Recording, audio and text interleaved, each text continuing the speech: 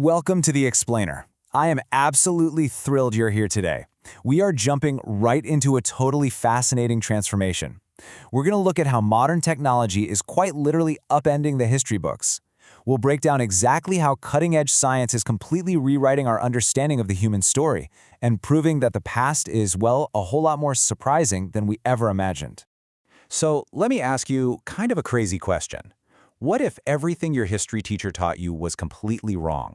Seriously, I want you to rethink your foundational knowledge for just a second.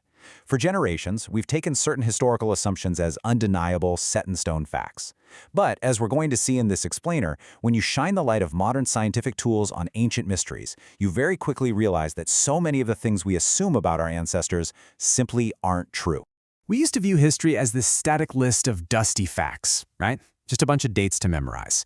But today, it is an actively evolving scientific discipline. Modern science, using some truly incredible innovations ranging from DNA sequencing to mass spectrometry, is the real hero of our explainer. These tools are systematically proving that our oldest, most long-held assumptions were, frankly, wildly inaccurate. All right, let's dive right into Section 1, Shattering Ancient Expectations. 75%. Now, when we picture early humans painting those majestic animals on cave walls, we almost always imagine male hunters doing the artwork. But a scientist named Dean Snow used a really clever modern method to study the actual hand stencils left behind in French and Spanish caves. By measuring the specific ratio of the index finger to the ring finger on those stencils, he proved that a staggering 75% of Stone Age cave artists were actually women. Which brings us to the ultimate prehistoric stereotype. Men hunted, women gathered. Well, in 2020, archaeologists working high up in the Andes Mountains of Peru found this 9,000-year-old grave. Inside was an elite hunter buried with a massive, impressive set of weapons. Naturally, everyone assumed it was a man. But modern lab tests on the proteins hidden inside the skeleton's teeth proved without a single doubt that this elite hunter was actually a teenage girl. And that discovery pushed scientists to go back and re-examine other graves, revealing that up to half of all early big-game hunters were women. Or how about this? Back in 1878, a Viking grave was discovered in the Swedish town of Birka. It was packed to the brim with swords, shields, and even a tactical board game. For over 100 years, historians confidently called this person the ultimate Viking warrior and just assumed he was a male commander. But in 2017, DNA testing completely shattered that idea. The tests proved this high-ranking military commander was actually a woman, meaning the legendary shield maidens were absolutely real. Moving right along to Section 2, Advanced Ancient Technology. Okay, we've long assumed King Tut only used soft bronze tools. I mean, it makes sense. He died over 100 years before the Iron Age even began. So when scientists in the 1920s found a beautifully decorated iron dagger strapped to his mummy's leg, they were entirely baffled. Historians assumed it couldn't possibly be iron, but the mind-blowing truth is, King Tut was using rare metal that literally fell from the sky. So how exactly did we figure that out? By using an X-ray fluorescent spectrometer. In 2016, researchers used this device to shoot completely safe X-rays at the ancient dagger to test its makeup without damaging it.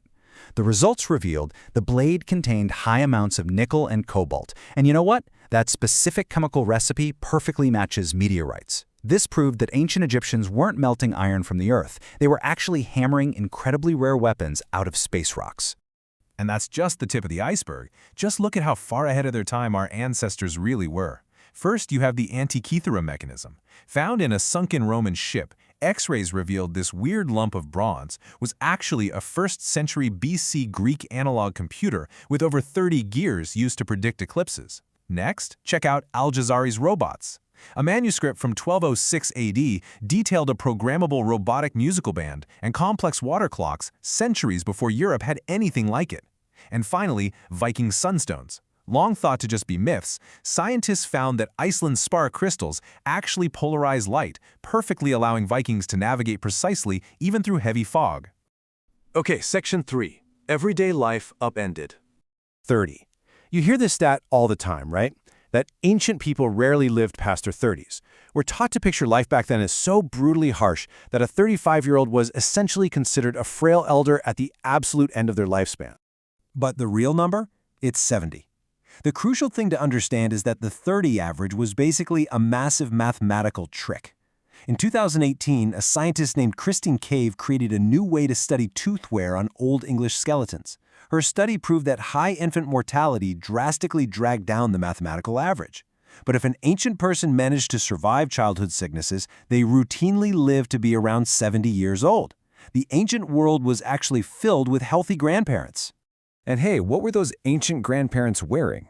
We tend to picture cavemen in messy, dirty brown animal skins, completely unconcerned with fashion or appearance.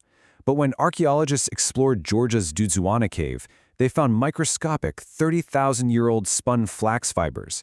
And not only were they spun into soft linen fabric, they were actually dyed in bright colors. We're talking pink, turquoise, blue, and deep black. Stone Age humans were rocking tailored, colorful clothes.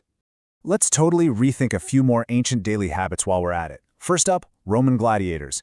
Bone chemistry proves they weren't these bloodthirsty carnivores. They were actually strict vegetarians known as barley men. Eating all those carbs gave them a thick fat layer to protect against sword cuts. Second, the Vikings. Far from being dirty, unwashed barbarians, graves show they carried carved combs, tweezers, and even personal earwax spoons. They bathed weekly, which was way more than other Europeans at the time. Finally, Neanderthals. Electron microscopes looking at 70,000-year-old burnt food scraps prove they soaked, crushed, and seasoned wild wheat to cook early flatbreads and pancakes. Send more beer. Also, the British weather is terrible. You literally can't make this up. We usually think of Romans as only writing these formal, stuffy decrees on heavy stone, but in the soggy mud near Hadrian's Wall in Britain, archaeologists found perfectly preserved thin wooden scraps.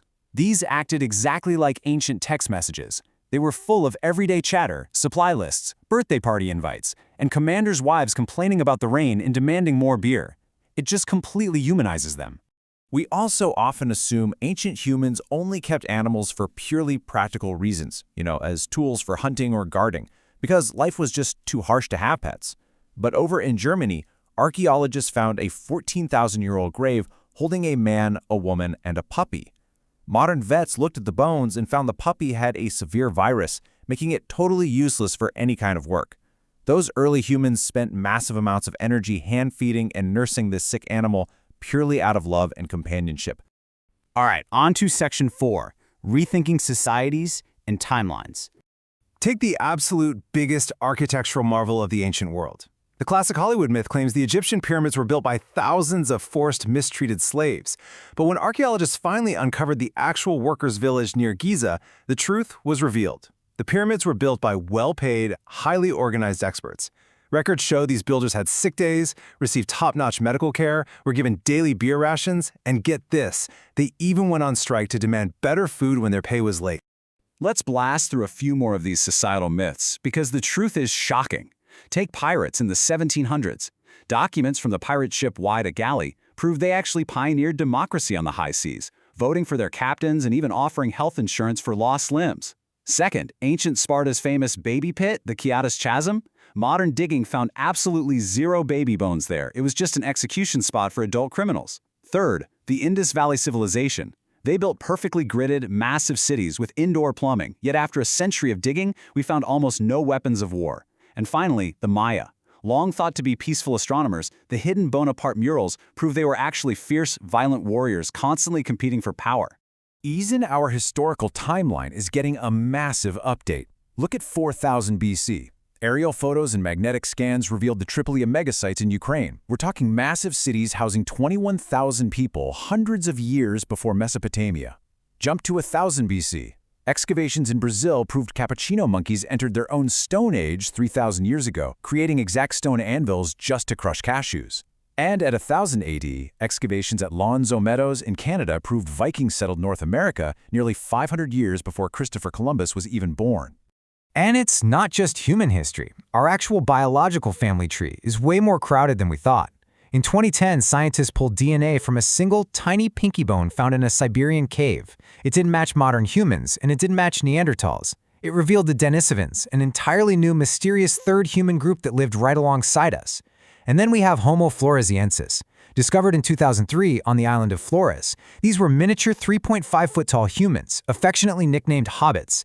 They lived concurrently with us and crafted advanced stone tools despite having chimp-sized brains. We literally shared this Earth with multiple distinct, advanced human species. Which brings us to our final section. History is always evolving. Because everything we've looked at today proves one simple thing. History is never actually finished. Our oldest, most deeply held assumptions have to constantly be tested against new technology and new scientific discoveries. So I want to leave you with this final, provocative thought. If everything we thought we knew was wrong, what on earth will science discover tomorrow? Every time we invent a new scanner or sequence a new strand of ancient DNA, a textbook somewhere has to be rewritten. Keep learning, keep questioning the world around you, and never assume that the story of the past is completely written. Thank you so much for hanging out with me on this explainer.